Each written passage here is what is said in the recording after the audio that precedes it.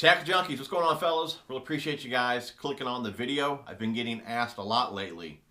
Braid, fluorocarbon, or mono? If I could only choose one, which one would it be and why? Stay tuned.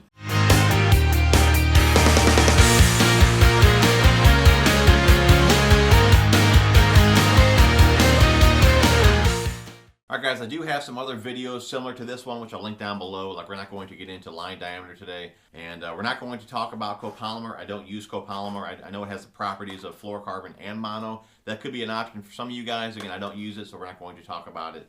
It's mainly mono, fluorocarbon, and braid. Now, braid's going to be the first one I take off the table. It's not going to be a price point deal with braid, just because braid lasts a long time. You can get 2, 3, 4 years out of braid. You can flip-flop it. Again, I got videos on that as well. So price point was not going to be why I'm taking it off the table. I know some of you guys too like to use braid to leader. I don't like the extra connection knot. It's another place that the knot can fail, the line can fail, and I don't like the extra time it takes to tie some of these knots, like the FG. I mean, I don't have a half hour to tie a knot. And again, a knot like that, I want to make sure I have a ton of confidence in it, and I just don't. I use a double uni if I do make connection knots, but again, I just rather not even do it. And really, I don't need to in the water clarity that I fish. I'm fishing chocolate milk majority of the time. I'm either going straight braid or fluorocarbon. I know the benefits to it. Again, it's just not for me. I don't want the extra connection knot. Braid has a really small diameter, and since I like to crank a lot, I'm not looking for that really small diameter. It will get your baits down a little bit deeper. Again, not what I'm looking for. And 2, it has 0 stretch, so you're going to lose a lot of fish cranking with braid. And 3, I guess it would be, I pitch a lot of wood. And braid and wood can be a big pain in the butt. If you pitch in there just a brush or something like that and it wraps around a branch, if you pull on it, the braid just digs into the wood. You got to go in there and get it. So braid is not really great around wood. For those 3 reasons, I would take it off the table. I really love braid for frogs, fishing around grass, swim jigs, things like that.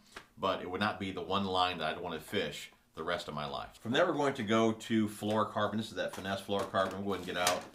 The Cigar and VizX is what I use the most. I usually use 17, 15, 12, 10, and 8.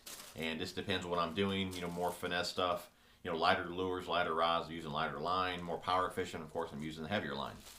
Now, fluorocarbon has more abrasion resistant as compared to like mono. So it's a little bit better line, stronger line, smaller diameter. It is a sinking line. Okay, and for the sinking part is where I'm going to take fluorocarbon off the table. It is kind of pricey too, so that could be, a deal for some of you guys. It is more expensive, but the reason for me that I'm taking it off the table is it's a sinking line. I use it for all my cranking, majority of my spinner baits and chatter baits and things like that. I mean, any bottom bouncing type bait, whether it be a jig, a Texas rig, Carolina rig, something like that. Again, I'm using fluorocarbon. But for top waters, and mainly like top water, poppers and walk the dog type baits, you can throw it out. You might get a couple twitches out of the bait, but then that line is going to start to sink and it's going to affect the action of your top waters. So for that reason alone, I'm taking fluorocarbon off the table, just because you can't really fish everything with it, effectively. So anyways, that's what I'm taking fluorocarbon off the table for. Now, some of you guys too ask about the bulk spools. I usually buy in bulk just because there's less waste. And if you use backing on your reels, which again I got videos for, I mean, you can probably spool up. This is a 1,000-yard spool.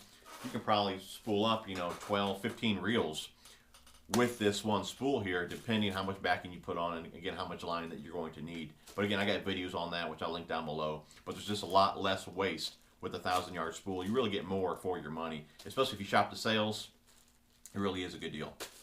But anyways, taking fluorocarbon off the table. Mono, we'll go and grab the one mono that I love, which you can no longer get.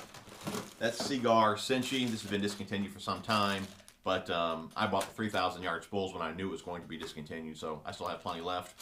But once I'm out of this, I'll end up going back to the Suffolk Siege. This is a great line as well. And something else you guys asked about as well are these shark tooth. It's just a way to keep the line contained there. You can spool with these. It keeps tension on your line. Again, I got videos on those as well. But mono, I mean, think about it. Guys have been fishing with mono for years. I mean, it was like one of the first lines, right? So, I mean, you can pretty much do anything with mono. It may not be best for everything, but you can do everything with it. And it is a floating line, so of course it's great for your top waters. And I like to use mono a lot for cranking. I like to use a heavier diameter or a bigger diameter mono just because I like to keep my baits up extra shallow when I'm like throwing a lot of square bills.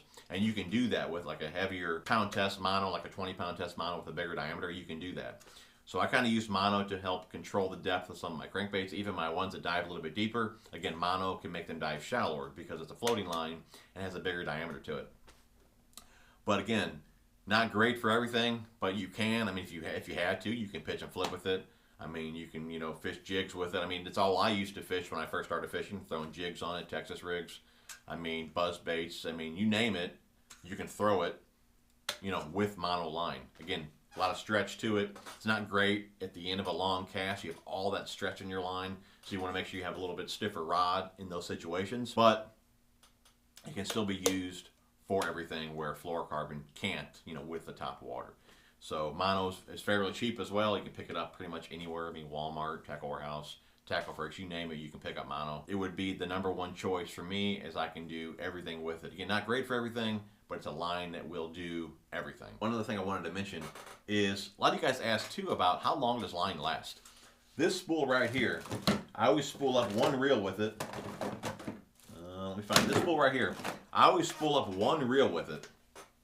Okay, just every year just to see how long the line will last or how good it is, you know. And I spooled up my last reel that I could do with it last year, as I'm about out of it now. But I couldn't even tell you how long this spool has been in this box. And I keep all my line in a cooler and just, you know, keep it in an area that's kind of, you know, temperature controlled and all that, which I keep it down here in my basement. Stays pretty much the same all year. And like I said, the cooler just keeps it fresh, you know, I guess keeps the air out, sunlight and light and all that, you know, keeps everything nice in there. And the line will last a long time. That's why, again, I buy the 1,000-yard spools. You know, I may have this sitting in there for a few years, but I never have any issues with it. You know, if you have your line sitting on the deck of your boat or out in the hot garage or maybe under the lights and all that all the time, it could start to affect the line. Again, that's why I keep it in the cooler. But I've had zero issues keeping the line in the cooler. Again, I've been using it for years. You know, I could have had the spool, I don't know how long that I could have had that one spool for. I don't know what I do with it. No, it's in my hand. I don't know how many years that I've been using this one spool. Again, it feels the same as, you know, all the newer line that I put on. So I haven't found any issues at all, you know, with the line, keeping it in a cooler, you know, for years. So that's how I do it, and it works for me. So anyways, guys, I hope that video did answer your questions. Hope you guys enjoyed the video. Smash the thumbs up. Thanks for watching, guys, and we will see you guys on the next one.